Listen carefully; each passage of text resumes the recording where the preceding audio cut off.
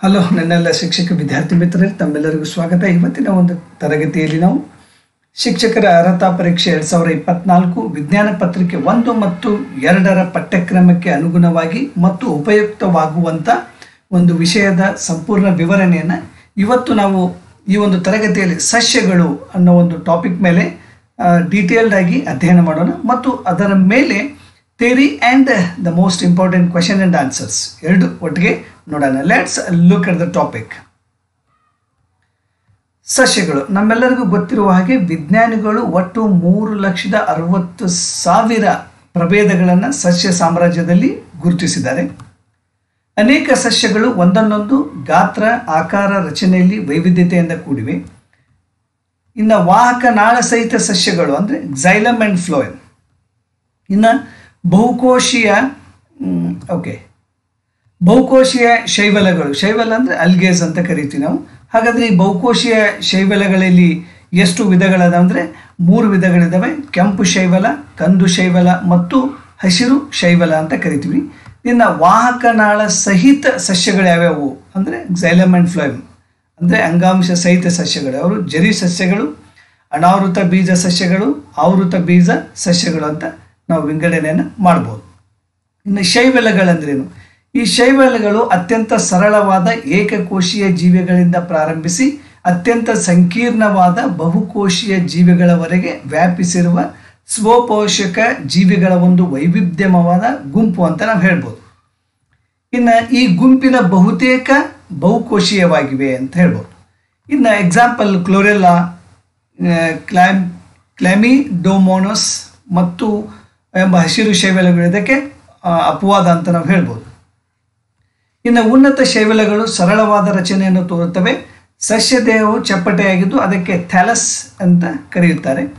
ಇನ್ನು ಕೆಲ್ಫ್ಗಳು ಅತ್ಯಂತ ಬೃಹತ್ ಗಾತ್ರದ ಶೈವಲಗಳು ಸುಮಾರು 60 ಮೀಟರ್ ಉದ್ದಕ್ಕೆ ಬೆಳೆಯುತ್ತವೆ. ಉದಾಹರಣೆ ಮೈಕ್ರೋಸಿಸ್ಟಸ್. ಇನ್ನು ಹಸಿರು ಶೈವಲಗಳು, ಹಸಿರು ಬಣ್ಣದ ಕ್ಲೋರೋಫಿಲ್ ಅಂದರೆ ಪತ್ರಹರಿತು ಎಂಬ ವರ್ಣಿಕೆ ಇದರಲ್ಲಿ ಇರುತ್ತದೆ. ಇದು ಉದಾಹರಣೆಗೆ ಸ್ಪೈರೋಗೆರಾ ಮತ್ತು ಎಲೋಥ್ರಿಕ್ಸ್.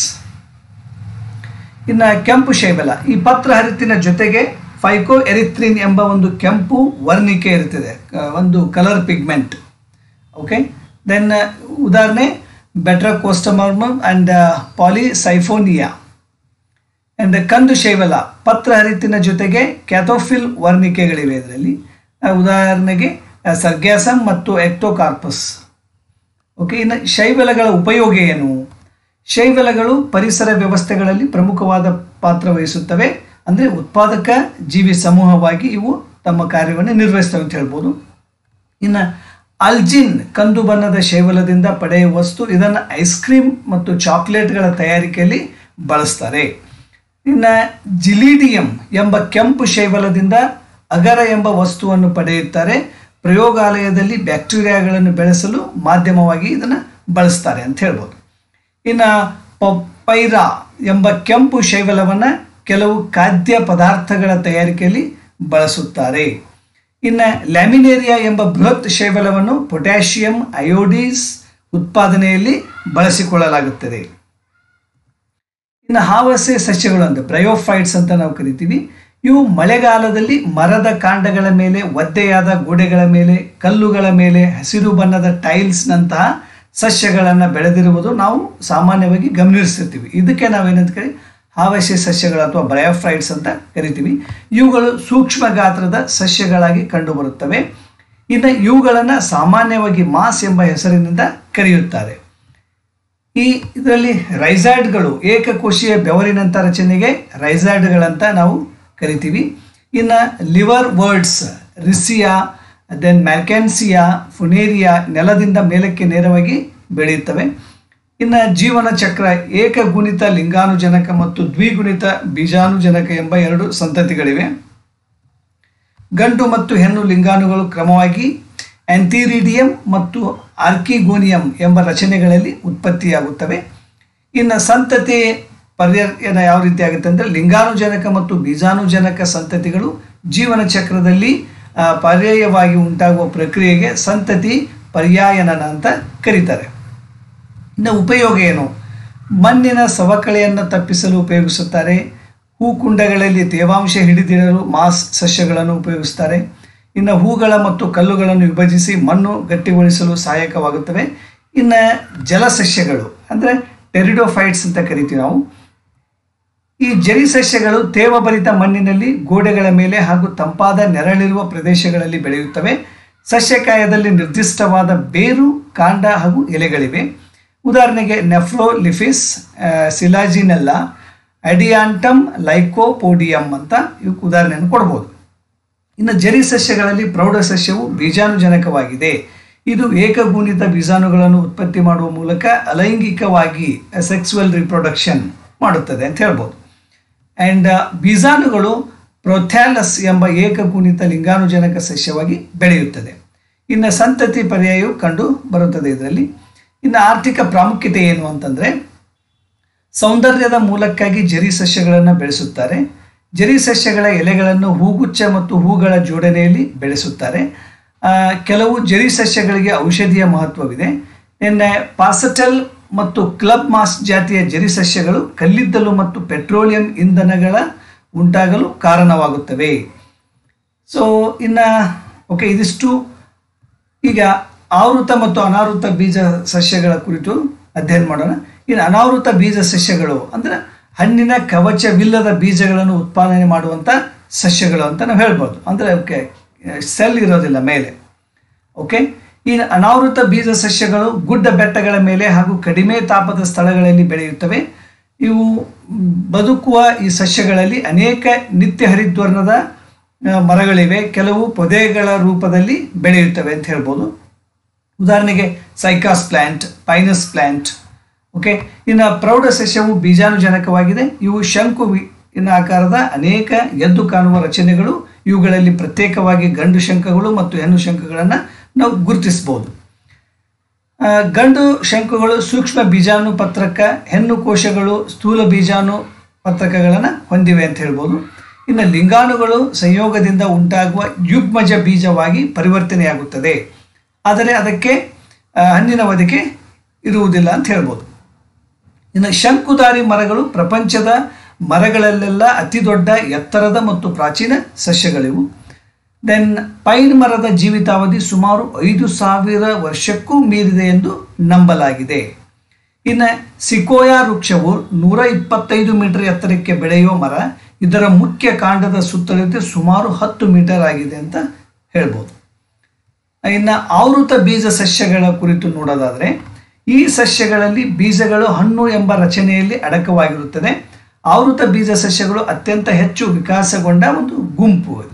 ಅಂದರೆ ಪ್ರೌಢ ಸಸ್ಯವು ಬೀಜಾಣುಜನಕವಾಗಿದೆ. ಇದರಲ್ಲಿ ನಿರ್ದಿಷ್ಟವಾದ ಬೇರು, ಕಾಂಡ ಮತ್ತು ಎಲೆಗಳಿವೆ. ಆವೃತ ಬೀಜ ಸಸ್ಯಗಳ ಪ್ರಮುಖ ಲಕ್ಷಣವೆಂದರೆ ಲಿಂಗಾಣುಜನಕಗಳನ್ನೊಳಗೊಂಡ ಹೂ ಎಂಬ ರಚನೆ. ಇದು ಸಸ್ಯದ ಸಂತಾನೋತ್ಪತ್ತಿಯ ಭಾಗ. ಹೂವು ಏಕಾಂಗಿ ಆಗಿರಬಹುದು, ಇಲ್ಲವೇ ಪುಷ್ಪಮಂಜರಿ ಎಂಬ ಗುಚ್ಛದಲ್ಲಿ ಕೂಡ ಇರಬಹುದು ಅಂತ ಹೇಳ್ಬೋದು. ಇನ್ನು ಆವೃತ ಬೀಜಗಳನ್ನು ಏಕದಳ ಸಸ್ಯಗಳು ಹಾಗೂ ದ್ವಿದಳ ಸಸ್ಯಗಳು ಎಂಬ 2 ಗುಂಪುಗಳಾಗಿ ನಾವು ವಿಂಗಡಿಸ್ಬೋದು. ಇನ್ನು ಏಕದಳ ಸಸ್ಯಗಳಂದರೆ ಯಾವ್ಯಾವು? ನಾವು ತಿನ್ನುವಂಥ ಜೋಳ ಆಗಿರ್ಬೋದು, ಓಕೆ, ರಾಗಿ. ಓಕೆ, ಅಂದರೆ ಒಂದೇ ಒಂದು ಬೀಜದಳ ಇದೆ. ಮೊಳಕೆ ಒಡೆಯುವಾಗ ಬಹುತೇಕ ಏಕದಳ ಸಸ್ಯಗಳಲ್ಲಿ ಬೀಜ ದಳವು ಮಣ್ಣಿನ ಒಳಗಡೆ ಇರುತ್ತದೆ. ಎಲೆಗಳಲ್ಲಿ ಸಮಾನಾಂತರ ನಾಳ ವಿನ್ಯಾಸ ಇದೆ ಅಂತ ಹೇಳ್ಬೋದು. ಓಕೆ, ಇನ್ನು ದ್ವಿದಳ ಸಸ್ಯಗಳು ಅಂದರೆ ಒಂದು ಬೀಜವನ್ನು ಅದನ್ನು ಕಟ್ ಮಾಡಿದಾಗ ಅಥವಾ ಕಡಿದಾಗ ಅದು 2 ಸಮನಾದ ಭಾಗಗಳಾಗುತ್ತಲ್ಲ, ಅದಕ್ಕೆ ದ್ವಿದಳ ಅಂತೀವಿ. ಫಾರ್ ಎಕ್ಸಾಂಪಲ್ ಕಡಲೆ ಬೀಜ. ಓಕೆ, ಈ ಥರದ್ದು. ಇನ್ನು ಬಹುತೇಕ ದ್ವಿದಳ ಸಸ್ಯಗಳು ಬೀಜದಳಗಳು ಮಣ್ಣಿನ ಹೊರಗೆ ಕಾಣಿಸಿಕೊಳ್ಳುತ್ತವೆ. ಜಾಲಬಂಧ ವಿನ್ಯಾಸ ಕಂಡುಬರುತ್ತದೆ ಹಾಗೂ ತಾಯಿ ಬೇರಿನ ವ್ಯವಸ್ಥೆ ಕಂಡುಬರುತ್ತದೆ ಅಂತ ಹೇಳ್ಬೋದು. ಇನ್ನು ಹೂವಿನ ಭಾಗಗಳು ಯಾವ್ಯಾವು? ಸಸ್ಯಗಳ ಸಂತಾನೋತ್ಪತ್ತಿಯ ಭಾಗವೇ ಹೂವು. ಸಾಮಾನ್ಯವಾಗಿ ಎಲೆಯ ಕಂಕುಳದಲ್ಲಿ ಬ್ರ್ಯಾಕ್ಟ್ ಎಂಬ ಒಂದು ಭಾಗದಿಂದ ಹೂವು ಹುಟ್ಟುತ್ತದೆ. ಹೂವು ತನ್ನದೇ ಆದ ತೊಟ್ಟಿನ ಮೇಲೆ ಅಂದರೆ ಪುಷ್ಪ ಸಾಮಾನ್ಯವಾಗಿ ನಿಂತಿರುತ್ತದೆ. ಇನ್ನು ಪುಷ್ಪ ಪತ್ರಗಳು. ಓಕೆ, ಈ ಪುಷ್ಪ ಪತ್ರಗಳು ಎಲೆಯಾಕಾರದ ಹಸಿರು ಬಣ್ಣದ ರಚನೆ, ಮೊಗ್ಗಿನ ಸ್ಥಿತಿಯಲ್ಲಿ ಒಳಭಾಗ ರಕ್ಷಣೆ ನೀಡುತ್ತದೆ ಅಂತ ಹೇಳ್ತೀವಿ. ಇನ್ನು ಪುಷ್ಪದಳ ಅಂದರೆ ಪುಷ್ಪದಳವು ಹೊರಗಿನಿಂದ 2ನೇ ಆವೃತವಾಗಿದೆ. ಇದು ಸಾಮಾನ್ಯವಾಗಿ ಆಕರ್ಷಕ ಬಣ್ಣಗಳನ್ನು ಹೊಂದಿರುತ್ತದೆ. ಇನ್ನು ಪುಂಕೇಸರ ಅಂದರೆ ಕೇಸರ ಮಂಡಲವು ಹೊರಗಿನಿಂದ 3ನೇ ಇದರಲ್ಲಿ ಪುಷ್ಪ ಪ್ರಜನನ ರಚನೆಗಳಾದಂಥ ಪುಂಕೇಸರಗಳಿವೆ. ಅವು ಪರಾಗವನ್ನು ಉತ್ಪತ್ತಿ ಮಾಡುತ್ತವೆ. ಪರಾಗಗಳಲ್ಲಿ ಪುರುಷಾಣುಗಳು ಉತ್ಪತ್ತಿಯಾಗುತ್ತವೆ. ಇನ್ನು ಶಾಲಕೆ ಅಂದರೆ ಇವು ಹೆಣ್ಣು ಪ್ರಜನನ ರಚನೆಗಳಾದ ಕಾರ್ಪೆಲ್ಗಳನ್ನೊಳಗೊಂಡಿವೆ ಅಂತ ಹೇಳ್ಬೋದು. ಇನ್ನು ಅಂಡಾಶಯದ ಒಳಗೆ ಅಂಡಕಗಳು ಇರುತ್ತವೆ. ಅಂಡಕಗಳ ಒಳಗೆ ಹೆಣ್ಣು ಲಿಂಗಾಣುಗಳಾದ ಅಂಡಾಣು ಉತ್ಪತ್ತಿಗಳಾಗುತ್ತವೆ. ನೀಳವಾದ ಮಧ್ಯಭಾಗವನ್ನು ಶಲಾಕನಳಿಕೆ ಎಂದು, ತುದಿಯ ಭಾಗವನ್ನು ಶಲಾಕಾಗ್ರ ಎಂದು ಕರೆಯಲಾಗುತ್ತದೆ. ಇನ್ನು ಪರಾಗಸ್ಪರ್ಶ ಅಂದರೆ ಒಂದು ಹೂವಿನ ಬಲಿತ ಪರಾಗಕೋಶದಿಂದ ಅದೇ ಹೂವಿನ ಅಥವಾ ಬೇರೊಂದು ಹೂವಿನ ಶಲಾಕಾಗ್ರಕ್ಕೆ ಪರಾಗರೇಣುಗಳು ವರ್ಗಾವಣೆಯಾಗುವ ಒಂದು ಪ್ರಕ್ರಿಯೆಗೆ ಪರಾಗಸ್ಪರ್ಶ ಅಂತ ಕರೀಬಹುದು. ಇಲ್ಲಿ ಎರಡು ರೀತಿಯ ಒಂದು ಪರಾಗಸ್ಪರ್ಶ ಕ್ರಿಯೆ ನಡೆಯುತ್ತೆ. ಒಂದು ಸ್ವಕೀಯ ಪರಾಗಸ್ಪರ್ಶ ಮತ್ತು ಇನ್ನೊಂದು ಪರಕೀಯ ಪರಾಗಸ್ಪರ್ಶ ಅಂತ ಹೇಳ್ಬೋದು. ಇನ್ನು ನಿಷೇಚನ ಅಂದ್ರೆ ಏನು? ಪರಾಗಸ್ಪರ್ಶದ ನಂತರ ನಡೆಯುವ ಕ್ರಿಯೆಯೇ ನಿಷೇಚನ. ಈ ನಿಷೇಚನ ಕ್ರಿಯೆ ನಡೆದು ದ್ವಿಗುಣಿತ ಯುಗ್ಮಜ ಉಂಟಾಗುತ್ತದೆ. ಇನ್ನು ಇದುವರೆಗೂ ಸುಮಾರು 2 ಲಕ್ಷ ಪ್ರಭೇದಗಳಷ್ಟು ದ್ವಿದಳ ಸಸ್ಯವನ್ನು ಹಾಗೂ ಸುಮಾರು 55,000 ಪ್ರಭೇದಗಳಷ್ಟು ಏಕದಳ ಸಸ್ಯಗಳನ್ನು ಗುರುತಿಸಲಾಗಿದೆ ಅಂತ ಹೇಳ್ಬೋದು. ಇನ್ನು ಆರ್ಕಿಡ್ ಸಸ್ಯಗಳ ಬೀಜಗಳ ಗಾತ್ರ ಅತ್ಯಂತ ಸೂಕ್ಷ್ಮ. ಸುಮಾರು 1 ಮಿಲಿಯನ್ ಬೀಜಗಳು ಸೇರಿ ಕೇವಲ 0.3 ಗ್ರಾಮ್ನಷ್ಟು ತೂಕ ಹೊಂದಿವೆ. ಓಕೆ, ಎಷ್ಟು ಚಿಕ್ಕದಾಗಿರ್ತವೆ ಅಂತ ಹೇಳ್ಬೋದು ನಾವು. ಇನ್ನು ಬೋನ್ಸಾಯ್ ಅಂದರೆ ಈ ಹೂವಿನ ಕುಂಡಗಳಲ್ಲಿ ಕುಬ್ಜ ಸಸ್ಯಗಳನ್ನು ಬೆಳೆಯುವ ಜಪಾನಿ ಪದ್ಧತಿಗೆ ಏನಂತ ಕರಿತೀವಿ ನಾವು? ಬೋನ್ಸಾಯಿ ಅಂತ ಕರೆಯುತ್ತೇವೆ. ಇನ್ನು ನಾರು ಸಸ್ಯಗಳು, ಈ ಹತ್ತಿ, ಸೆಣಬು ಮತ್ತು ತೆಂಗು ಇವು ನಾರು ಸಸ್ಯಗಳಿಗೆ ಉದಾಹರಣೆಗಳು. ಇನ್ನು ಪಾನೀಯ ಸಸ್ಯಗಳು ಯಾವ್ಯಾವ ಅಂದರೆ ಕಾಫಿ, ಟೀ, ಕೋಕೋ.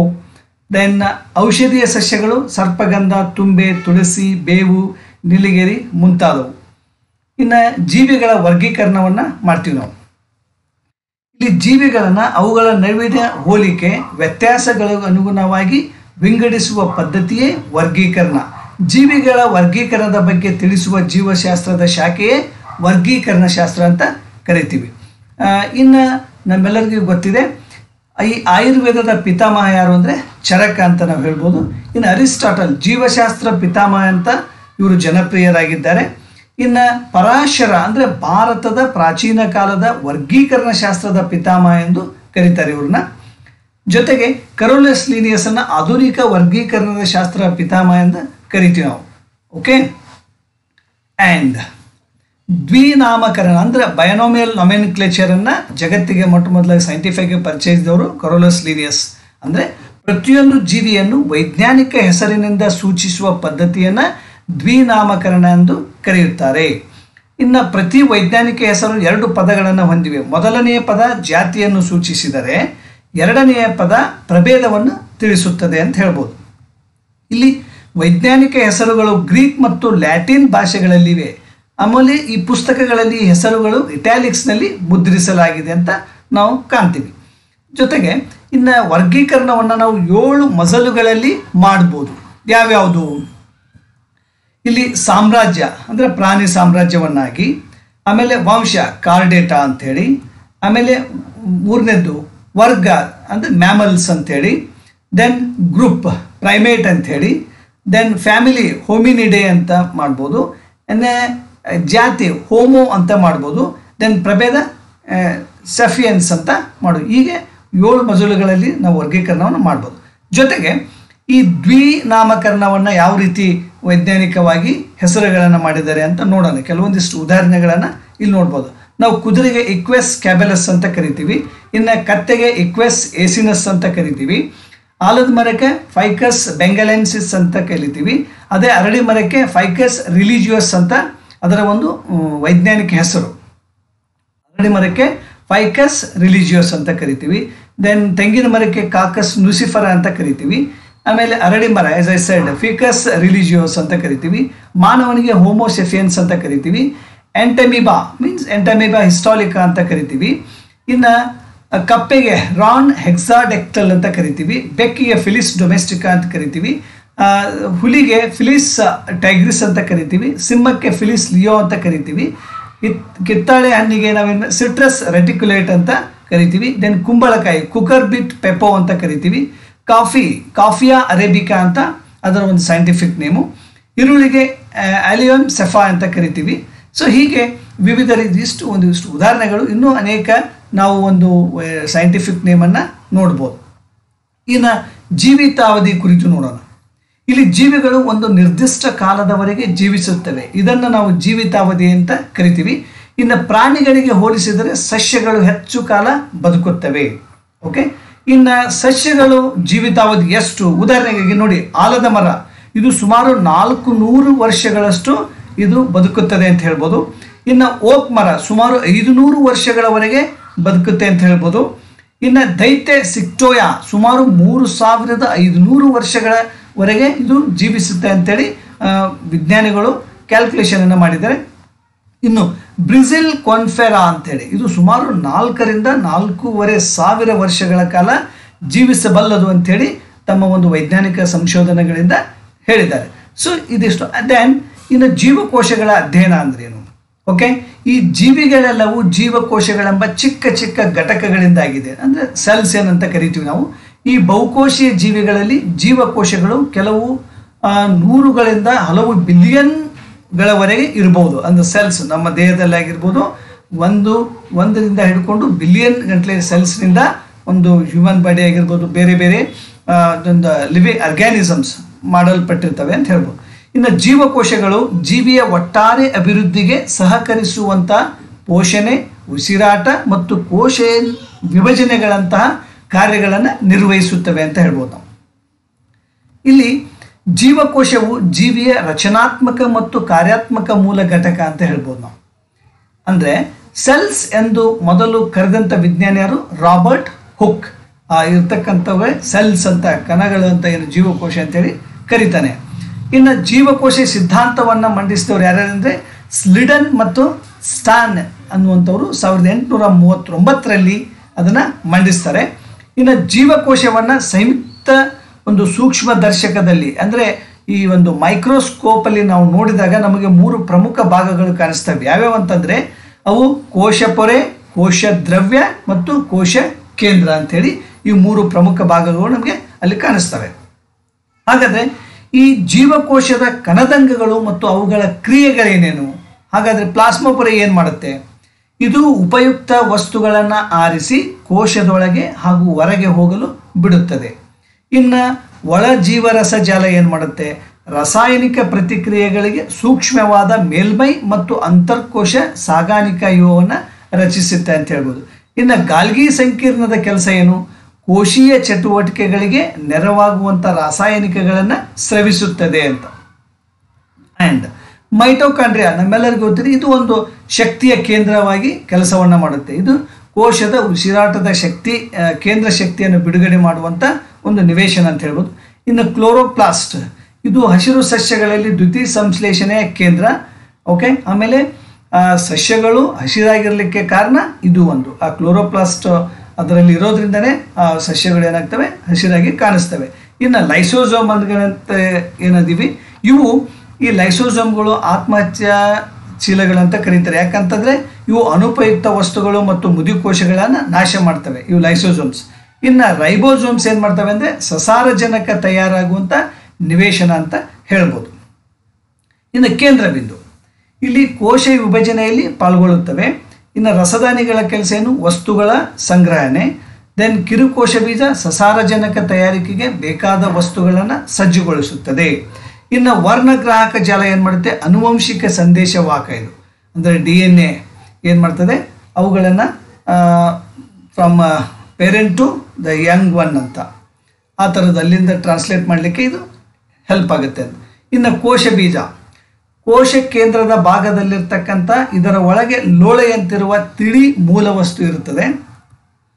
ಇದು ಬೀಜರಸ.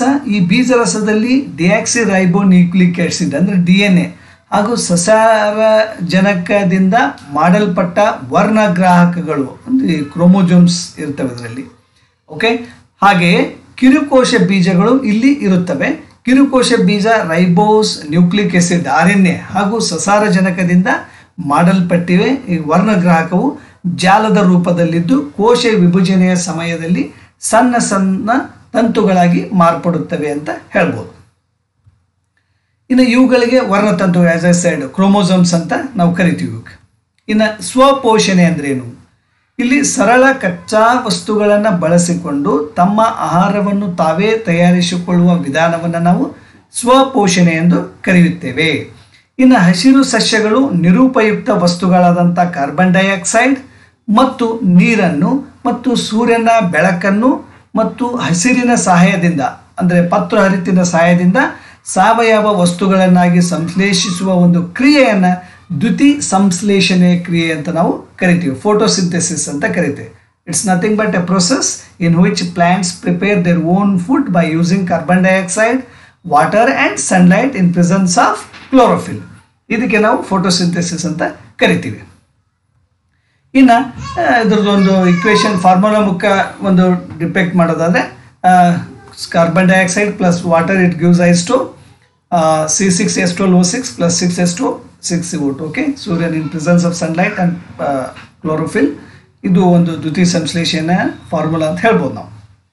ಇನ್ನು ಬೆಳಕಿನ ಪ್ರತಿಕ್ರಿಯೆ, ಇದು ಬೆಳಕಿನ ಸಹಾಯದಿಂದ ಕ್ಲೋರೋಪ್ಲಾಸ್ಟ್ನಲ್ಲಿರ್ತಕ್ಕಂಥ ಗ್ರಾಂಥಲ್ಲಿ ನಡೆಯುತ್ತದೆ. ಇದನ್ನು ದ್ಯುತಿ ರಾಸಾಯನಿಕ ಪ್ರತಿಕ್ರಿಯೆ ಎನ್ನುತ್ತಾರೆ. ಈ ಹಂತದಲ್ಲಿ ನೀರು ಹೈಡ್ರಾಕ್ಸಿಲ್ ಮತ್ತು hydrogen ಅಯಾನುಗಳಾಗಿ ವಿಭಜಿಸಲ್ಪಡುತ್ತದೆ.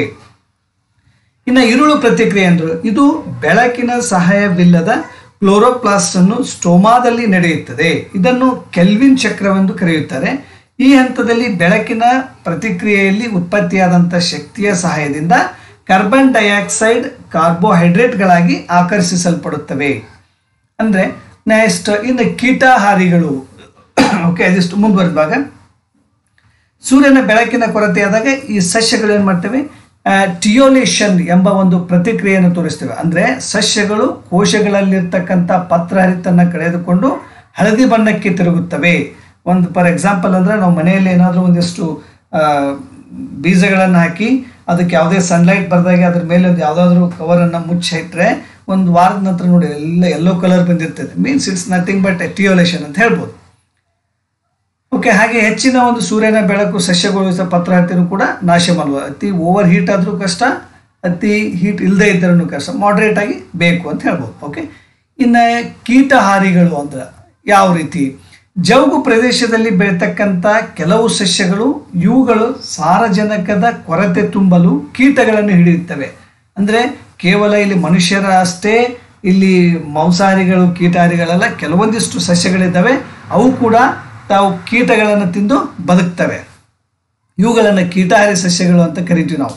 Okay, and okay example ಹೇಳಬೇಕಂದ್ರೆ ಡ್ರೊಸೆರಾ, ನೆಫೆಂಥಿಸ್ ಅಂತ ಬರ್ತವೆ, ಅವುಗಳನ್ನು ನೋಡ್ಬೋದು.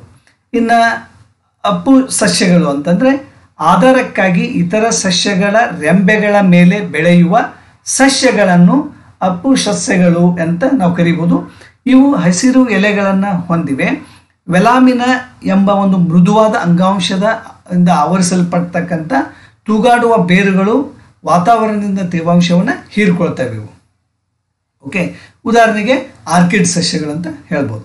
ಓಕೆ, ಇದಿಷ್ಟು ಈ ಸಸ್ಯಗಳ ಕುರಿತು ಒಂದಿಷ್ಟು ಮೇನ್ ಹೈಲೈಟ್ಸನ್ನು ನಾನು ತಮಗೆ ಹಂಚ್ಕೊಂಡಿದ್ದೀನಿ.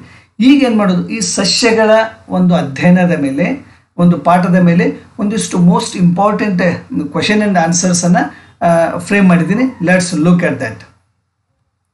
ಓಕೆ, ಮೊದಲನೇದಾಗಿ ಈ ವರ್ಗದ ಸಸ್ಯಗಳನ್ನು ಉಭಯ ಜೀವಿಗಳು ಎನ್ನುವರು. ಇಲ್ಲಿ ಹಾವಶಿ ಸಸ್ಯಗಳು, ಜರಿ ಸಸ್ಯಗಳು, ಜೆಮ್ನೋಸ್ಪರ್ಮ್ಸ್, ಆಂಜಿಯೋಸ್ಪರ್ಮ್ಸ್ ಅಂತ ಕರೀತಾರೆ. ಇಲ್ಲಿ ಸರಿಯಾದ ಉತ್ತರ ಆವಸೆ ಸಸ್ಯಗಳು ಅಂತ ಅಂದರೆ option A. Then next question, ರಿಕ್ಷಿಯ ಯಾವ ವರ್ಗಕ್ಕೆ ಸೇರಿದ ಸಸ್ಯವಾಗಿದೆ? ಓಕೆ, ಇಲ್ಲಿ ಸರಿಯಾದ ಉತ್ತರ ಆವಸೆ ಸಸ್ಯ ಅಂತ ಆಪ್ಷನ್ ಎ. ಇನ್ನು ಐಡಿಯಾಟು ಯಾವ ವರ್ಗಕ್ಕೆ ಸೇರಿದೆ? ಇಲ್ಲಿ ಜರಿ, ಆವಸೆ, ನಗ್ನ ಬೀಜ, ಅವು ಹೂ ಬಿಡುವ ಸಸ್ಯ. ಇಲ್ಲಿ ಸರಿಯಾದ ಉತ್ತರ ಜರಿ ಸಸ್ಯ ಅಂತ ಹೇಳ್ಬೋದು. ಇನ್ನು ಸಸ್ಯದ ಸಂತಾನೋತ್ಪತ್ತಿಯ ಭಾಗ ಯಾವುದು? ನಮ್ಮೆಲ್ಲರಿಗೂ ಗೊತ್ತಿದೆ ಯಾವುದು ಅಂತಂದರೆ option A, that is flower. Okay, ಇನ್ನು ಅತ್ಯಂತ ಚಿಕ್ಕ ಹೂ ಯಾವುದು? ಓಕೆ, ನಮಗೆ ಗೊತ್ತಿರ್ಬೋದು, ರೆಫೋಷಿಯಾ ಅಲ್ಲ, ಚೆಂಡು ಅಲ್ಲ, ಉಲ್ಫಿಯಾ, ಡ್ಯಾಫೋಡಿಲ್ಸ್. ಇಲ್ಲಿ ಸರಿಯಾದ ಉತ್ತರ ಆಪ್ಷನ್ ಸಿ, ದಟ್ ಈಸ್ ಉಲ್ಫಿಯಾ. ಈ ಉಲ್ಫಿಯ ಬಗ್ಗೆ ಒಂದಿಷ್ಟು ಇಂಟ್ರೆಸ್ಟಿಂಗ್ ಮಾಹಿತಿಯನ್ನು ನಿಮ್ಮೊಟ್ಟಿಗೆ ನಾನು ಹಂಚ್ಕೊಳ್ತೀನಿ. ಇದಕ್ಕೆ ಇನ್ನೂ ಒಂದು ಹೆಸರು ಏನಂತ ಕರೀತಾರೆ ಅಂದರೆ ದ ವಾಟರ್ ಮಿಲ್ ಅಂತ ಕರೀತಾರೆ, ಆರ್ ಉಲ್ಫಿಯಾ ಗ್ಲೋಬೋಸಾ ಅಂತ ಕರೀತಾರೆ. ಇದರ ಒಂದು ಸೈಜ್ ಎಷ್ಟಿರುತ್ತೆ ಅಂದರೆ ಒಂದು ಸಣ್ಣ ಅಕ್ಕಿ ಕಾಳು ಇರ್ತದಲ್ಲ, ರೈಸ್ ಅಷ್ಟೇ ಇರ್ತದೆ. ಆಮೇಲೆ ಇದನ್ನು ನಾವು ಆಲ್ ಓವರ್ ದ ವರ್ಲ್ಡ್ ಕೂಡ ನೋಡ್ಬೋದು. ಈ ಹೂವನ್ನು ಅತ್ಯಂತ ಚಿಕ್ಕ ಹೂವು ಇದು. ಇನ್ನು ಅತ್ಯಂತ ದೊಡ್ಡ ಹೂವು ಯಾವುದು? ಓಕೆ, ನಮ್ಮೆಲ್ಲರಿಗೂ ಗೊತ್ತಿರ್ಬೋದು ರ್ಯಾಫ್ಲೇಷಿಯಾ, ದಟ್ ಈಸ್ ಆಪ್ಷನ್ ಎ. ಅದರ ಒಂದು ಇಂಟ್ರೆಸ್ಟಿಂಗ್ ಮಾಹಿತಿ ಏನಂತಂದರೆ ಈ ರ್ಯಾಫ್ಲೇಷಿಯಾ ಅನ್ನುವಂಥ ಹೂವು ಇದು ಎಲ್ಲ ಕಡೆ ನೋಡಲಿಕ್ಕೆ ಸಿಗೋದಿಲ್ಲ. ಇದು rain forests of south East ಏಷ್ಯಾದಲ್ಲಿ ಸಿಗುತ್ತೆ. ಇದಕ್ಕೆ ಕಾರ್ಪ್ಸ್ ಫ್ಲವರ್ ಅಂತಲೂ ಕರೀತಾರೆ. ಯಾಕೆಂತಂದರೆ because it smells like A dead flesh. ಇದು ಕೊಳೆತಂಥ ಒಂದು ಪ್ರಾಣಿ ದೇಹದಿಂದ ಬರ್ತಲ್ಲ ಸ್ಮೆಲ್, ಆ ಥರ ಈ ಹೂವು ಅರಳಿದಾಗ ಸುತ್ತಮುತ್ತ ಈ ಥರದ್ದು ಸ್ಮೆಲ್ ಇರ್ತದೆ. ಹಾಗಾಗಿ ಡೆಡ್ ಸ್ಮೆಲ್ ಥರ ಬರ್ತದೆ ಅದಕ್ಕೆ ಕಾರ್ಪ್ಸ್ ಫ್ಲವರ್ ಅಂತ ಕೂಡ ಅದಕ್ಕೆ ಕರೀತಾರೆ. ಇನ್ ಕ್ವೆಶ್ಚನ್ ನಂಬರ್ 7, ಮಾವಿನ ಗಿಡದ ವೈಜ್ಞಾನಿಕ ಹೆಸರೇನು? ಓಕೆ, ಫೈಕಸ್ ಬೆಂಗಲೆನ್ಸಿಸ್ ಆಲದ ಮರದ್ದದು, ಇಲ್ಲಿ ಮ್ಯಾಂಜಿಫರ್ ಇಂಡಿಕಾ, ಓಕೆ, ಇಲ್ಲಿ ಕಾಕಸ್ ನ್ಯೂಸಿಫೆರಾ ಅದು ಇದ್ರದ್ದು ತೆಂಗಿನ ಗಿಡದ್ದು. ಇಲ್ಲಿ ಸರಿಯಾದ ಉತ್ತರ option B, that is Mangifera indica ಅಂತ ಕರೀತಾರೆ. ಇನ್ನು ಕ್ವೆಶ್ಚನ್ ನಂಬರ್ 8, ಶಂಕುಗಳು ಕಂಡುಬರುವ ಸಸ್ಯಗಳ ವರ್ಗ ಯಾವುದು ಅಂತ ಕೇಳಿದ್ದಾರೆ. ಇಲ್ಲಿ ಸರಿಯಾದ ಉತ್ತರ ಆಪ್ಷನ್ ಸಿ, ದಟ್ ಈಸ್ ನಗ್ನ ಬೀಜ ಸಸ್ಯಗಳು ಅಂತ ಹೇಳ್ಬೋದು. ಇನ್ನು ಕ್ವೆಶ್ಚನ್ ನಂಬರ್ 9, ಕೆಂಪು ಶೈವಲ ಕೆಂಪಾಗಿರಲು ಕಾರಣವಾದ ವರ್ಣಕ ಯಾವುದು ಅಂತ ನಾವು ಇನ್ ದ ಬಿಗಿನಿಂಗ್ ಇದ್ರ ಬಗ್ಗೆ ಡಿಸ್ಕಷನ್ ಮಾಡಿದ್ದೀವಿ. Option is option C, that is phycoerythrin ಅನ್ನೋ ಒಂದು ಅದರಲ್ಲಿ ಏನಿರ್ತದೆ ವರ್ಣಕ ಇರ್ತದೆ. ಹಾಗಾಗಿ ಅದು ಕೆಂಪು ಕಾಣಲಿಕ್ಕೆ ಕಾರಣ ಆಗುತ್ತೆ. ಇನ್ನು ಕಂದು ಶೈವಲ ಕಂದಾಗಿರಲು ಕಾರಣವಾದ ವರ್ಣಕ ಯಾವುದು? Again it is option B, that is xanthophyll ಅಂತ ಒಂದು ವರ್ಣಕ ಇರುತ್ತೆ. ದೆನ್ ಕ್ವೆಶ್ಚನ್ ನಂಬರ್ 11, ಇವುಗಳಲ್ಲಿ ಔಷಧೀಯ ಸಸ್ಯವನ್ನು ಹೆಸರಿಸಿ. ಇಲ್ಲಿ ಇದರಲ್ಲಿ ಔಷಧೀಯ ಸಸ್ಯ ಯಾವುದು ಅಂತಂದರೆ ಸರ್ಪ ಗಂಧಿ ಅನ್ನುವಂಥ ಒಂದು ಸಸ್ಯ ಏನಿದೆ, ಇದು ಔಷಧೀಯ ಗುಣಗಳನ್ನು ಹೊಂದಿದೆ, ಅದನ್ನು ಉಪಯೋಗಿಸ್ತೀವಿ. ಇನ್ನು ಕುಂಡಗಳಲ್ಲಿ ಕುಬ್ಜ ಸಸ್ಯಗಳನ್ನು ಬೆಳೆಯುವ ಪದ್ಧತಿಗೆ ಹೀಗೆನ್ನುವರು. ಹೇಳಿದೆ ನಾನು, ಬಡ್ಡಿಂಗ್ ಅದು ಬೋನ್ಸಾಯಿ, ಜಪಾನಿ ಪದ್ಧತಿ ಅದು. ಇದಕ್ಕೆ ಸಣ್ಣ ಸಣ್ಣ ಕುಬ್ಜ ಸಸ್ಯಗಳನ್ನು ಬೆಳೀತಾರೆ. That is option B, bonsai ಅಂತ ಕರೀತಾರೆ. ಇನ್ನು ಕ್ವೆಶ್ಚನ್ ನಂಬರ್ 13, ಹೂವಿನ ಗಂಡು ಭಾಗ ಯಾವುದು? ಅಂದರೆ ಇಲ್ಲಿ ಪರಾಗ ಕೋಶ ಅಂತ. ದೆನ್ ಇವುಗಳಲ್ಲಿ ಸಾಂಬಾರು ಸಸ್ಯವನ್ನು ಗುರುತಿಸಿ ಯಾವುದು? ನಮ್ಮೆಲ್ಲರಿಗೂ ಗೊತ್ತಿದೆ, ಈಸಿಯಾಗಿ ಹೇಳ್ಬೋದು ಇದನ್ನು. ಆಪ್ಷನ್ ಎ, ಕರಿಮೆಣಸು ಅಂತ ಸಾಂಬಾರು ಸಸ್ಯ. ದೆನ್ ಕ್ವೆಶ್ಚನ್ ನಂಬರ್ 15, ಆಯುರ್ವೇದ ಪಿತಾಮಹ ಎಂದು ಇವರನ್ನು ಕರೆಯುತ್ತಾರೆ. ಯಾರು? Option A, that is Charaka. Then chocolate ತಯಾರಿಸಲು ಉಪಯೋಗಿಸುವ ಪಾನೀಯ ಸಸ್ಯ ಯಾವುದು?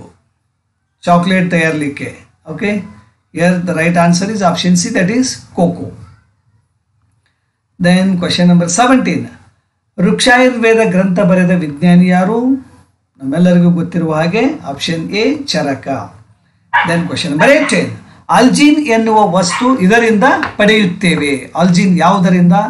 ಶೈವಲ ಸಸ್ಯ, ಜರಿ ಸಸ್ಯ, ಆವೃತ ಬೀಜ ಸಸ್ಯ, ಅನಾವೃತ ಬೀಜ ಸಸ್ಯ. The option is option A, that is ಶೈವಲ ಸಸ್ಯ ಅಂತ ಹೇಳ್ಬೋದು. ದೆನ್ ಕ್ವೆಶ್ಚನ್ ನಂಬರ್ 19, ಸಸ್ಯಗಳಿಗೆ ಜೀವವಿದೆ ಎಂದು ಕಂಡುಹಿಡಿದ ಮೊದಲ ವಿಜ್ಞಾನಿ ಯಾರು? ಇವರು ನಮ್ಮ ದೇಶದವರೇ, ನಿಮ್ಮೆಲ್ಲರಿಗೂ ಗೊತ್ತಿರಬಹುದು. It's none other than Jagadish Chandra Bose. Okay, ಇವರು ಮೊಟ್ಟ ಮೊದಲು ಸಸ್ಯಗಳಿಗೂ ಕೂಡ ಜೀವವಿದೆ ಅಂತೇಳಿ ತೋರಿಸಿಕೊಟ್ರು. ಇನ್ನು ಇವುಗಳಲ್ಲಿ ಬಯೋಡೀಸೆಲ್ ಸಸ್ಯ ಗುರುತಿಸಿ. ಓಕೆ, ಬಯೋಡೀಸೆಲ್ ಸಸ್ಯ ಯಾವುದು ಇದರಲ್ಲಿ ಅಂತ ಕೇಳಿದ್ದಾರೆ. Okay, that is option A, Pongamia pinnata ಅಂಥೇಳಿ ಇದನ್ನು ಬಯೋಡೀಸೆಲ್ ಸಸ್ಯ ಅಂತ ಉಪಯೋಗಿಸ್ತಾರೆ. ದೆನ್ ಸಸ್ಯಗಳ ಜೀವಿತಾವಧಿಯನ್ನು ಈ ರೀತಿಯಾಗಿ ವಿಂಗಡಿಸಿಲ್ಲ: ಬಹುವಾರ್ಷಿಕ, ತ್ರೈವಾರ್ಷಿಕ, ದ್ವೈವಾರ್ಷಿಕ ಮತ್ತು ಏಕವಾರ್ಷಿಕ. ಯಾವ ರೀತಿ ವಿವರಿಸ್ತಾ ಅಂದರೆ ತ್ರೈವಾರ್ಷಿಕ ಅಂಥೇಳಿ ನಾವೇನು ಮಾಡಿಲ್ಲ, ವಿಂಗಡಿಸಿಲ್ಲ ಅದನ್ನು. ದೆನ್ ಕ್ವೆಶ್ಚನ್ ನಂಬರ್ 22, ಸಸ್ಯದ ಬೆಳವಣಿಗೆಯನ್ನು ಅಳೆಯುವ ಉಪಕರಣ ಯಾವುದು? ಇದು ಕೂಡ ನಮ್ಮ ಭಾರತ ದೇಶದ ವಿಜ್ಞಾನಿ ಅಂತ ಜೆ.ಸಿ. ಬೋಸ್, ಜಗದೀಶ್ ಚಂದ್ರ ಬೋಸ್ ಅವರೇ ಕಂಡುಹಿಡಿದ್ರು. ಇಟ್ಸ್ ನಥಿಂಗ್ ಬಟ್ ಕ್ರೆಸ್ಕೋಗ್ರಾಫ್ ಅಂತ ಕರಿತೀವಿ. ಅಂದರೆ ಸಸ್ಯಗಳ ಒಂದು ಬೆಳವಣಿಗೆ ಯಾವ ರೀತಿ ಆಗುತ್ತೆ ಅನ್ನೋದನ್ನು ಕಂಡುಹಿಡಲಿಕ್ಕೆ ಉಪಯೋಗಿಸುವಂಥ ಒಂದು ಉಪಕರಣ ಅದು. Option A. ಇನ್ನು ದ್ಯುತಿ ಸಂಶ್ಲೇಷಣೆಯ ವೇಗ ಉಸಿರಾಟದ ವೇಗಕ್ಕಿಂತ ಏನಾಗಿರುತ್ತೆ, ಹೆಚ್ಚಿರ್ತದೆ, ಕಡಿಮೆ ಇರುತ್ತೆ, ಸಮವಾಗಿರುತ್ತೆ ಅಥವಾ ಹೆಚ್ಚು ಕಡಿಮೆ ಆಗಿರುತ್ತೆ ಅಂತ ಕೇಳಿದ್ದಾರೆ. ಇಲ್ಲಿ ಸರಿಯಾದ ಉತ್ತರ ಜಾಸ್ತಿ ಆಗಿರುತ್ತೆ ಅಂತ.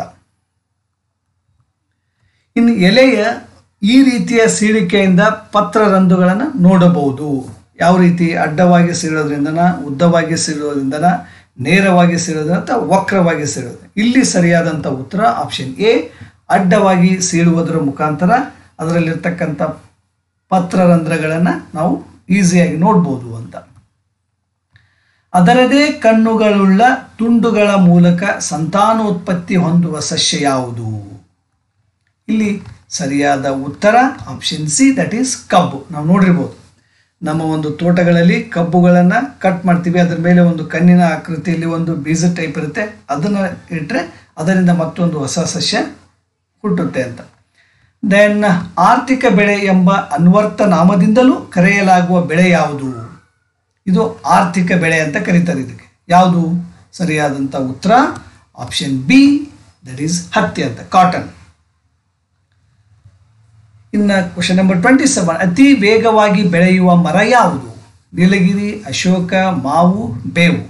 ಇಲ್ಲಿ ಸರಿಯಾದ ಉತ್ತರ ಆಪ್ಷನ್ ಎ, ನೀಲಗಿರಿ ಗಿಡ. ಇದು ಅತ್ಯಂತ ವೇಗವಾಗಿ ಬೆಳೆಯುತ್ತೆ. ಇದಕ್ಕಿಂತ ವೇಗವಾಗಿ ಬೆಳೆಯುವಂಥ ಒಂದು ಸಸ್ಯ ಇದೆ, ಅದು ಬಿದಿರು. ಓಕೆ. ಇನ್ನು ಹಸಿರು ಕ್ರಾಂತಿಗೆ ಕಾರಣಕರ್ತವಾಗಿದ್ದು ಸಸ್ಯ ಬೆಳೆ ಯಾವುದು? ಹಸಿರು ಕ್ರಾಂತಿ ಆಗಲಿಕ್ಕೆ ಕಾರಣವಾದಂಥ ಬೆಳೆ ಯಾವುದು ಅಂತಂದರೆ ಅದು ಭತ್ತ. ಅಂದರೆ option D is the right answer. 29, ದ್ಯುತಿ ಸಂಶ್ಲೇಷಣೆಯ ಕ್ರಿಯೆಯ ವೇಳೆಯಲ್ಲಿ ಬಿಡುಗಡೆಯಾದ ಅನಿಲ ಯಾವುದು? ಇಲ್ಲಿ ಯಾವ ಒಂದು ಅನಿಲ ಬಿಡುಗಡೆ ಆಗುತ್ತಂದರೆ ಆಪ್ಷನ್ ಸಿ, ದಟ್ ಈಸ್ ಆಮ್ಲಜನಕ, ಆಕ್ಸಿಜನ್ ಬಿಡುಗಡೆ ಆಗುತ್ತೆ ಅಂತ ಹೇಳ್ಬೋದು. ಇನ್ನು ಬೀಜ ಪ್ರಸರಣದ ಅರ್ಥ ಅಂದರೆ ಇಲ್ಲಿ ಹರಡುವುದು, ಸಂರಕ್ಷಣೆ, ಭಕ್ಷಣೆ ಎಲ್ಲವೂ. ಇಲ್ಲಿ ಸರಿಯಾದ ಅರ್ಥ ಪ್ರಸರಣ ಅಂತಂದ್ರೆ ಹರಡುವುದು ಅಂತ. Option A is the right one. Next question is, ನಿತ್ಯ ಹರಿದ್ವರ್ಣ ಕಾಡುಗಳಲ್ಲಿ ಬಹು ಎತ್ತರದ ಮರಗಳು ಕಂಡುಬರಲು ಕಾರಣ? ಆಕ್ಸಿಜನ್ನಿಗಾಗಿ ಪೈಪೋಟಿ, ನೀರಿಗಾಗಿನ ಪೈಪೋಟಿ, ಸೂರ್ಯನ ಬೆಳಕಿಗಾಗಿ ಪೈಪೋಟಿ, ಜಾಗಕ್ಕಾಗಿ ಪೈಪೋಟಿ. ಇಲ್ಲಿ ಸರಿಯಾದ ಉತ್ತರ ಆಪ್ಷನ್ ಸಿ, ಸೂರ್ಯನ ಬೆಳಕಿಗಾಗಿ ಪೈಪೋಟಿಯನ್ನು ನಡೆಸಲಿಕ್ಕೆ, ಹಾಗಾಗಿ ಅಲ್ಲಿ ಬಹು ಎತ್ತರದ ಮರಗಳನ್ನು ನಾವು ಕಾಣ್ಬೋದು. ಇನ್ನು ಸಸ್ಯ ವ್ಯೂಹದಲ್ಲಿ ಕಾಂಡದ ಬಹುಮುಖ್ಯ ಕಾರ್ಯ ಏನು? ಓಕೆ, ಇಲ್ಲಿ ಸಸ್ಯಕ್ಕೆ ಆಧಾರ ಒದಗಿಸುವುದು, ನೀರಿನ ಸಾಗಾಣಿಕೆ, ಎಲೆಗಳನ್ನು ಎತ್ತರಿಸಿ ಹಿಡಿಯುವುದು, ಮೇಲಿನ ಎಲ್ಲವೂ. ಇಲ್ಲಿ ಸರಿಯಾದ ಉತ್ತರ ಆಪ್ಷನ್ ಡಿ, ಮೇಲಿನ ಎಲ್ಲವೂ. ಹಸಿರು ಸಸ್ಯಗಳು ಮಾತ್ರ ಆಹಾರ ತಯಾರಿಸುತ್ತವೆ. ಹಸಿರು ಸಸ್ಯಗಳು ಹರಿತನ್ನು ಹೊಂದಿವೆ. ಇಲ್ಲಿ ಯಾವುದು? ಒಂದು ಮಾತ್ರ ಸರಿನಾ, ಎರಡು ಮಾತ್ರ ಸರಿನಾ, ಅಥವಾ ಒಂದು ಮತ್ತು ಎರಡು ಸರಿನಾ, ಅಥವಾ ಒಂದು ಮತ್ತು ಎರಡು ತಪ್ಪು? ಇಲ್ಲಿ ಸರಿಯಾದ ಉತ್ತರ ಒಂದು ಮತ್ತು ಎರಡು, ಎರಡು ಸರಿ. ನೋಡಿ, ಹಸಿರು ಸಸ್ಯಗಳು ಮಾತ್ರ ಆಹಾರ ತಯಾರಿಸ್ತವೆ, ಸರಿ. ಆಮೇಲೆ ಹಸಿರು ಸಸ್ಯಗಳು ಪತ್ರ ಹರಿತನ್ನು ಹೊಂದಿವೆ, ಸರಿಯಾದ. ಇಲ್ಲಿ option C is the right one. ಇದು ತಂತು ಬೇರುಗಳನ್ನು ಹೊಂದಿರುವ ಸಸ್ಯವಾಗಿದೆ. ಯಾವುದು ಅಂದರೆ ಆಪ್ಷನ್ ಸಿ, ದಟ್ ಈಸ್ ಹುಲ್ಲು ಅಂತ. ಇದಕ್ಕೆ ತಂತು ಬೇರುಗಳನ್ನು ಹೊಂದಿರುತ್ತೆ. ದೆನ್ ಕೀಟಗಳನ್ನು ಆಕರ್ಷಿಸುವ ಹೂವಿನ ಭಾಗ ಯಾವುದು ಅಂತ ಕೇಳಿದ್ದಾರೆ. ಇಲ್ಲಿ ಸರಿಯಾದ ಉತ್ತರ ಆಪ್ಷನ್ ಎ, ಪುಷ್ಪದಳಗಳು.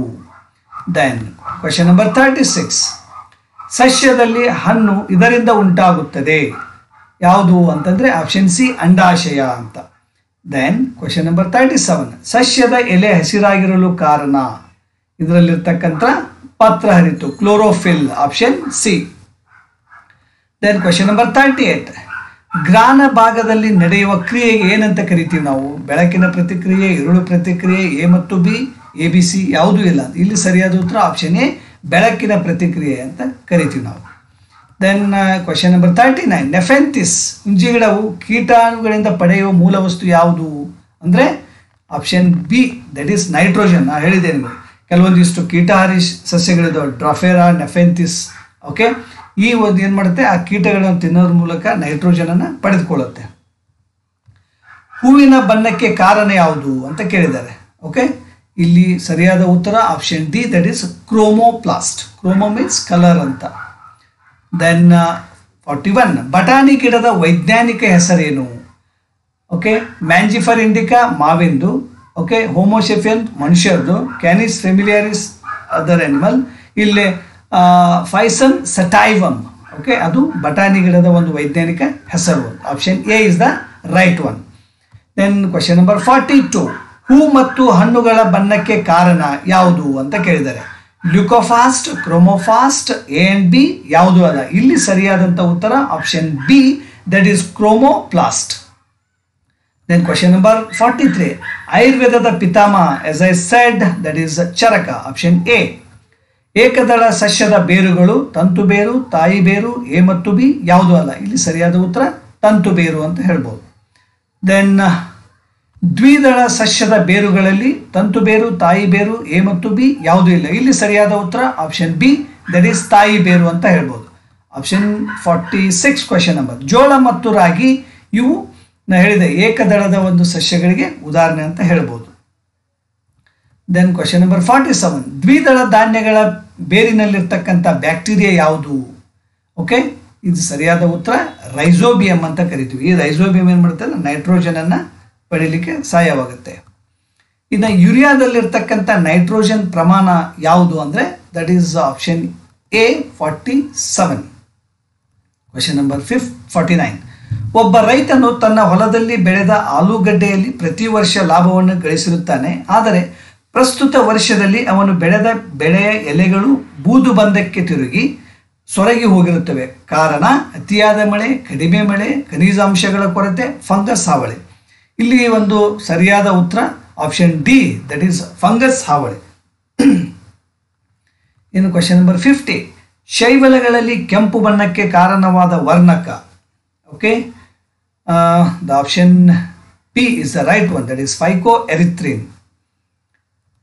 ಕ್ವೆಶ್ಚನ್ ನಂಬರ್ 51, ಶೈವಲ ಮತ್ತು ಶಿಲೀಂಧ್ರಗಳು ಪರಸ್ಪರ ಲಾಭಕ್ಕಾಗಿ ಜೊತೆ ಜೀವನವನ್ನು ನಡೆಸುತ್ತವೆ. ಇವುಗಳನ್ನು ಏನೆಂದು ಕರೆಯುತ್ತಾರೆ? ಆವಸಿ ಸಸ್ಯ, ಕಲ್ಲು ಹೂ, ಅನಾವೃತ ಬೀಜ ಸಸ್ಯ, ಜೀವರೋಧಕ. ಇದು ಸರಿಯಾದ ಉತ್ತರ ಆಪ್ಷನ್ ಬಿ, ದಟ್ ಈಸ್ ಕಲ್ಲು ಹೂ ಅಂತ ಹೇಳ್ಬೋದು. ಇನ್ನು ಸಸ್ಯಶಾಸ್ತ್ರದ ಜನಕ ಯಾರು ಅಂದರೆ ಇಲ್ಲಿ ಸರಿಯಾದ ಉತ್ತರ option C, that is Carolus Linnaeus ಅಂತ ಹೇಳ್ಬೋದು. ಕ್ವೆಶ್ಚನ್ ನಂಬರ್ 53, ಸಸ್ಯಗಳಿಗೆ ಜೀವವಿದೆ ಎಂದು ಹೇಳಿದ ಭಾರತೀಯ ವಿಜ್ಞಾನಿ Jagadish Chandra Bose. Option B is the right one. Then question number 54, ಇದು ಒಂದು ಬೇರು. ಶುಂಠಿ, ಆಲೂಗಡ್ಡೆ, ಮೂಲಂಗಿ, ಅರಿಶಿನ. ಇಲ್ಲಿ ಸರಿಯಾದ ಉತ್ತರ ಆಪ್ಷನ್ ಡಿ, ದಟ್ ಈಸ್ ಅರಿಶಿನ. ಇದು ಒಂದು ಬೇರು. ದೆನ್ ಕ್ವೆಶ್ಚನ್ ನಂಬರ್ 55, ಹೂಗಳನ್ನು ಹೊಂದಿರುವ ಸಸ್ಯ ಯಾವುದು? ಬ್ರಯೋಫೈಟಾ, ಆಂಜಿಯೋಸ್ಪರ್ಮ್, ಜಿಮ್ನೋಸ್ಪರ್ಮ್, ಶೈವಲ. ಇಲ್ಲಿ ಸರಿಯಾದ ಉತ್ತರ option B, that is angiosperm. Then ತಮ್ಮ ಆಹಾರವನ್ನು ತಾವೇ ತಯಾರಿಸಿಕೊಳ್ಳುವ ಹಸಿರು ಸಸ್ಯಗಳು ಯಾವುವು? ಇವಕ್ಕೇನಂತ ಕರೀತಾರೆ ಅಂದರೆ ಸ್ವಪೋಷಕಗಳು ಅಂತ ಕರೀತಾರೆ. ದಟ್ ಈಸ್ ಆಪ್ಷನ್ ಎ, ಸ್ವಪೋಷಕಗಳು ಅಂದರೆ ತಮ್ಮ ಆಹಾರವನ್ನು ತಾವೇ ತಯಾರಿಸಿಕೊಂಡು ಇರುವಂಥವು. ದೆನ್ ಕ್ವೆಶ್ಚನ್ ನಂಬರ್ 57, ಒಂದು ಜಮೀನಿನಲ್ಲಿ ಒಂದೇ ಋತುವಿನಲ್ಲಿ 2 ಅಥವಾ 2ಕ್ಕಿಂತ ಹೆಚ್ಚು ಬೆಳೆಗಳನ್ನು ಬೆಳೆಯುವುದಕ್ಕೆ ಹೀಗೆನ್ನುವರು. ಇದಕ್ಕೇನಂತೆ ಸರದಿ ಬೆಳೆ, ಮಿಶ್ರ ಬೆಳೆ, ಕೊಯ್ಲು ಮಾಡುವುದು, ಉಳುವುದು. ಇಲ್ಲಿ ಸರಿಯಾದ ಉತ್ತರ ಮಿಶ್ರ ಬೆಳೆ, ಆಪ್ಷನ್ ಬಿ. ಕ್ವೆಶ್ಚನ್ ನಂಬರ್ 58, ಹುಲ್ಲುಗಾವಲು ಆವಾಸದಲ್ಲಿನ ಮಳೆಯ ಪ್ರಮಾಣ ವರ್ಷಕ್ಕೆ ಎಷ್ಟಿರ್ತದೆ ಅಂತ ಕೇಳಿದ್ದಾರೆ. ಇಲ್ಲಿ ಸರಿಯಾದ ಉತ್ತರ ಆಪ್ಷನ್ ಡಿ, ದಟ್ ಈಸ್ ವರ್ಷಕ್ಕೆ 25ರಿಂದ 75 ಸೆಂಟಿಮೀಟರ್ ಮಳೆಯನ್ನು ಪಡಿತವೆ ಅಂತ ಹೇಳ್ಬೋದು. ದೆನ್ ಕ್ವೆಶ್ಚನ್ ನಂಬರ್ 59, ಈರುಳ್ಳಿ ಸಸ್ಯದಲ್ಲಿ ಆಹಾರ ಸಂಗ್ರಹಣೆಯ ಭಾಗ ಯಾವುದು? ಇಲ್ಲಿ ಈರುಳ್ಳಿ ಸಸ್ಯದಲ್ಲಿ ಅದರ ಹೆಚ್ಚು ಎಲೆಗಳಲ್ಲಿ ಅದರ ಒಂದು ಆಹಾರ ಸಂಗ್ರಹಣೆ ಆಗಿರ್ತದೆ. That is option A. ಇನ್ನು ಹೂವಿನ ಸಂತಾನೋತ್ಪತ್ತಿಯ ಹೆಣ್ಣು ಭಾಗ ಯಾವುದು ಅಂತ ಕೇಳಿದ್ದಾರೆ. ಇದಕ್ಕೆ ಸರಿಯಾದ ಉತ್ತರ ಆಪ್ಷನ್ ಬಿ, ದಟ್ ಈಸ್ ಅಂಡಾಶಯ. ದೆನ್ 61, ಈ ಕೆಳಗಿನ ಯಾವ ಸಸ್ಯವು ಆವೃತ ಬೀಜ ಸಸ್ಯಕ್ಕೆ ಸೇರಿಲ್ಲ ಅಂತ ಕೇಳಿದ್ದಾರೆ. ಇಲ್ಲಿ ಸರಿಯಾದ ಉತ್ತರ option D, cycas. Then question number 62, Vallisneria ಸಸ್ಯದ ಉಸಿರಾಟಕ್ಕೆ ಸಹಾಯ ಮಾಡುವ ಬೇರು ಯಾವುದು ಅಂದರೆ ಹೀರು ಬೇರು, ವಾಯವಿಕ ಬೇರು, ತಂತು ಬೇರು, ತಾಯ ಬೇರು. ಇಲ್ಲಿ ಸರಿಯಾದ ಉತ್ತರ ಆಪ್ಷನ್ ಬಿ, ದಟ್ ಈಸ್ ವಾಯವಿಕ ಬೇರು ಅಂತ ಹೇಳ್ಬೋದು. ಇನ್ನು ಕ್ವೆಶ್ಚನ್ ನಂಬರ್ 63, ಈ ಸಸ್ಯದ ಬೀಜವು ಸಸ್ಯ ಪ್ರಪಂಚದ ಅತಿ ದೊಡ್ಡ ಬೀಜ ಯಾವುದು? ಮಾವು, ರೆಫ್ಲೇಶಿಯಾ, ಕೊಕೋಡಿಮೇರ್, ಉಲ್ಫಿಯಾ. ಇಲ್ಲಿ ಸರಿಯಾದ ಉತ್ತರ ಆಪ್ಷನ್ ಸಿ, ದಟ್ ಈಸ್ ಕೊಕೋಡಿಮೇರ್ ಅನ್ನುವಂಥದ್ದು. ಇದು ಅತಿ ಪ್ರಪಂಚದ ದೊಡ್ಡ ಬೀಜ ಅಂತ ಹೇಳ್ಬೋದು. ಇನ್ 64, ಒಂದು ಹೂವಿನ ಕೇಸರದಿಂದ ಶಲಾಕಾಗ್ರಕ್ಕೆ ಪರಾಗವು ವರ್ಗಾವಣೆಯಾಗುವ ಪ್ರಕ್ರಿಯೆ ಏನಂತ ಕರಿತೀವಿ ಅಂದರೆ that is nothing but option B, ಪರಾಗಸ್ಪರ್ಶ ಅಂತ. ದೆನ್ ನೆಕ್ಸ್ಟ್ ಕ್ವೆಶನ್, ಸ್ಪೈರೋಗೈರಾ ಜೀವಿಯಲ್ಲಿ ಸಂತಾನೋತ್ಪತ್ತಿಯ ವಿಧ ಯಾವುದು ಅಂದರೆ ಸರಿಯಾದ ಉತ್ತರ ಆಪ್ಷನ್ ಎ, ದಟ್ ಈಸ್ ವಿದಳನ ಅಂತ. ದೆನ್ ಕ್ವೆಶ್ಚನ್ ನಂಬರ್ 66, ಮಾಂಸಲ ಬೇರು ಹೊಂದಿರುವ ಸಸ್ಯ ಯಾವುದು ಅಂತ ಕೇಳಿದ್ದಾರೆ. ಇಲ್ಲಿ ಸರಿಯಾದ ಉತ್ತರ ಆಪ್ಷನ್ ಬಿ, ದಟ್ ಈಸ್ ಗೆಣಸು ಅಂತ. ಓಕೆ, ದೆನ್ ಕ್ವೆಶ್ಚನ್ ನಂಬರ್ 67, ಸಸ್ಯದಲ್ಲಿ ಹಣ್ಣು ಇದರಿಂದ ಉಂಟಾಗುತ್ತದೆ. Option correct answer is option C, that is ಅಂಡಾಶಯ. ದೆನ್ 68, ಪಕ್ವವಾದ ಅಂಡಾಶಯ ಇದನ್ನು ಉಂಟು ಮಾಡುತ್ತದೆ. ಬೀಜ, ಕೇಸರ, ಶಲಾಕೆ, ಹಣ್ಣು. ಸರಿಯಾದ ಉತ್ತರ ಆಪ್ಷನ್ ಎ, ಬೀಜವನ್ನ. ದೆನ್ ಕ್ವೆಶ್ಚನ್ ನಂಬರ್ 69, ಕ್ರಿಸ್ಟೆಗಳು ಇಲ್ಲಿ ಕಂಡು ಬರುತ್ತವೆ. ಮೈಟೋಕಾಂಡ್ರಿಯಾ, ಲೈಸೋಸೋಮ್, ಗಾಲ್ಗಿ ಸಂಕೀರ್ಣ, ರೈಬೋಸಮ್. ಸರಿಯಾದ ಉತ್ತರ option A, that is mitochondria. Okay, then question number 70, ಪ್ಲಾಸ್ಟಿಡ್ಗಳು ಇಲ್ಲಿ ಕಂಡು ಬರುತ್ತವೆ. ಎಲ್ಲಿ? ಪ್ರಾಣಿ ಜೀವಕೋಶದಲ್ಲಿ, ಸಸ್ಯ ಜೀವಕೋಶದಲ್ಲಿ, ಪಕ್ಷಿ ಜೀವಕೋಶ ಮತ್ತು ಸೂಕ್ಷ್ಮಾಣ ಜೀವಕೋಶದಲ್ಲಿ. ಇಲ್ಲಿ ಸರಿಯಾದ ಉತ್ತರ ಆಪ್ಷನ್ ಬಿ, ದಟ್ ಈಸ್ ಸಸ್ಯ ಜೀವಕೋಶದಲ್ಲಿ ಪ್ಲಾಸ್ಟಿಡ್ಗಳು ಕಂಡು ಬರುತ್ತವೆ. ದೆನ್ ಕ್ವೆಶ್ಚನ್ ನಂಬರ್ 71, ಬಣ್ಣ ಕೊಡದ ವರ್ಣಕಗಳಿಲ್ಲದ ಪ್ಲಾಸ್ಟಿಡ್ಗಳು ಯಾವುವು ಅಂತ ಕರೀತಾರೆ. ಅದಕ್ಕೆ ಸರಿಯಾದ ಉತ್ತರ ಆಪ್ಷನ್ ಬಿ, ಕ್ರೋಮೋಫ್ಲಾಸ್ಟ್ಗಳು ಅಂತ ಕರಿತೀವಿ ನಾವು. ದೆನ್ 72, ಕ್ಯಾರೆಟ್, ಗೆಣಸು, ಬೆಟ್ರೂಟ್ ಸಸ್ಯದ ಇದರ ಭಾಗಗಳಾಗಿವೆ. ಇವು ಎಲೆಗಳ, ಕಾಂಡಗಳ, ಬೇರುಗಳ ಮತ್ತು ಕಾಯಿಗಳ. ಇಲ್ಲಿ ಸರಿಯಾದ ಉತ್ತರ ಇವು ಕಾಂಡಗಳ, ಸ್ಟೆಮ್ಸ್ ಅಂತ ನಾವು ಹೇಳ್ಬೋದು. Then question number 73, species plantarum ಪುಸ್ತಕದ ಕರ್ತೃ ಯಾರು ಅಂತ ಕೇಳಿದ್ದಾರೆ. ಇಲ್ಲಿ ಸರಿಯಾದ ಉತ್ತರ option C, Carolus Linnaeus. Then question number 74, ಎಲ್ಲ ಸಸ್ಯಗಳ ಬೆಳವಣಿಗೆಗೆ ಅತ್ಯವಶ್ಯಕವಾಗಿ ಬೇಕಾಗಿರುವ ಧಾತುಗಳ ಸಂಕೇತಾಕ್ಷರಗಳು ಯಾವುವು?